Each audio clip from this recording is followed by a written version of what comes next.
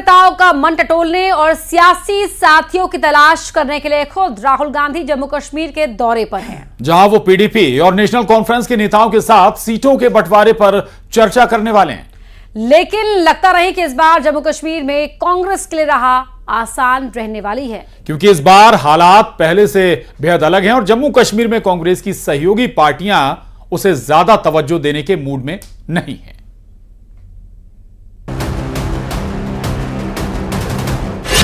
जम्मू कश्मीर में सियासी जमीन तलाशने में जुटी कांग्रेस। क्या नेशनल कॉन्फ्रेंस पीडीपी से बन पाएगी कांग्रेस की बात? घाटी में इस बार आसान नहीं है कांग्रेस की राह। विधानसभा चुनाव की तारीखों का ऐलान होने के साथ ही जम्मू कश्मीर में सियासी हलचल तेज हो चुकी है। घाटी में सियासी समीकरण बनाने की कवायद जारी है और कांग्रेस की ओर से खुद राहुल गांधी ने सियासी दोस्तों के साथ तालमेल बैठाने की कमान संभाली है और वो खुद श्रीनगर में कांग्रेस नेताओं के साथ साथ पीडीपी और नेशनल कॉन्फ्रेंस के नेताओं से भी मुलाकात करेंगे। सूत्रों का दावा है कि कांग्रेस जम्मू कश्मीर में 40 सीटों पर चुनाव लड़ना चाहती है और वो नेशनल कॉन्फ्रेंस के साथ मिलकर विधानसभा का चुनाव लड़ने की तैयारी कर रही है। इसके साथ ही कांग्रेस गठबंधन में पीडीपी को भी शामिल करने के मूड में है।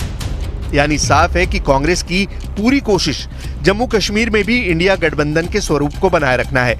लेकिन इसका नतीजा क्या होगा, इस पर कुछ भी कहना जल्दबाजी होगी, क्योंकि सीट शेयरिंग को लेकर अभी तक कांग्रेस और नेशनल कॉन्फ्रेंस में कोई सहमति नहीं बन पाई है।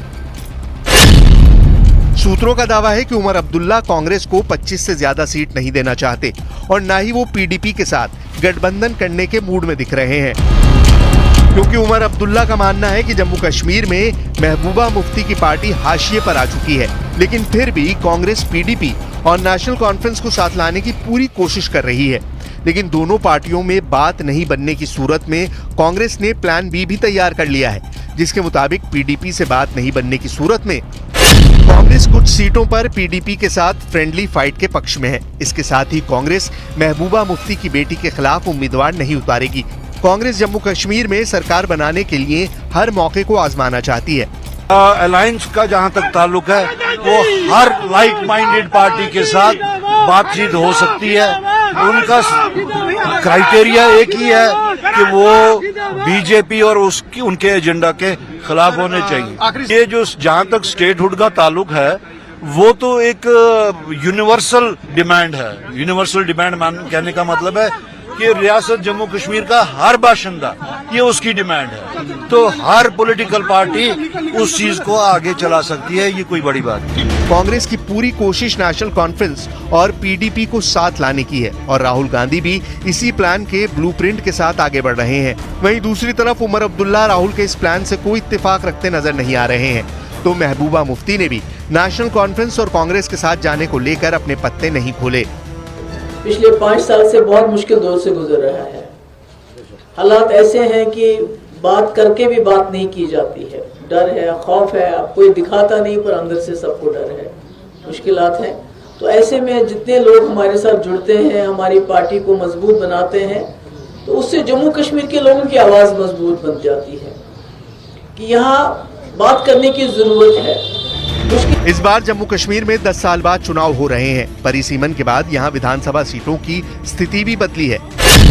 परिसीमन के बाद जम्मू में विधानसभा की 43 सीटें हो गई हैं, जो कि पहले 37 थी। वहीं कश्मीर में भी सीटों की संख्या बढ़कर 47 हो गई है, जो पहले 46 थी। परिसीमन के बाद जम्मू कश्मीर में विधानसभा की 7 सीटें बढ़ी हैं और कुल 90 सीट हो गई हैं। परिसीमन के बाद सीटों की संख्या बढ़ी है, लिहाजा राजनीतिक दलों को भी पिछली बार के मुकाबले इस बार ज्यादा मेहनत करनी पड़ेगी। अगर 2014 में हुए विधानसभा चुनाव के आंकड़ों को गौर करें तो पीडीपी को 28, बीजेपी को 25 और नेशनल कॉन्फ्रेंस को 15 सीटें मिली थी। लेकिन इस साल हुए लोकसभा चुनाव में नतीजे बिल्कुल अलग देखने को मिले। 10 साल पहले हुए विधानसभा चुनाव में पीडीपी सबसे बड़ी पार्टी बनी थी, लेकिन लोकसभा चुनाव में पीडीपी का खाता भी नहीं खुला था, जबकि बीजेपी और नेशनल कॉन्फ्रेंस को 2-2 सीटें मिली थी। लोकसभा चुनाव के बाद से घाटी में सियासी समीकरण तेजी से बदले हैं। इस एक दशक में घाटी के बड़े बड़े नेताओं के पास साख बचाने का संकट है, तो इस बार गुलाम नबी आजाद की पार्टी भी विरोधियों को कड़ी टक्कर दे सकती है। ऐसे में राहुल गांधी किस हद तक सियासी दलों को अपने साथ जोड़ने में कामयाब हो पाते हैं, ये देखने वाली बात होगी। लेकिन सीट शेयरिंग को लेकर नेशनल कॉन्फ्रेंस का जो रुख है, उससे कांग्रेस को निराश होना पड़ सकता है। जबकि अभी तक पीडीपी की तरफ से कोई बयान सामने नहीं आया है। वहीं गुलाम नबी आजाद भी कह चुके हैं कि सेक्युलर पार्टियों के साथ उनकी बातचीत जारी है, लेकिन 90 सीटों पर होने वाली इस चुनावी जंग में किसका पलड़ा भारी रहेगा, फिलहाल ये कह पाना मुश्किल है।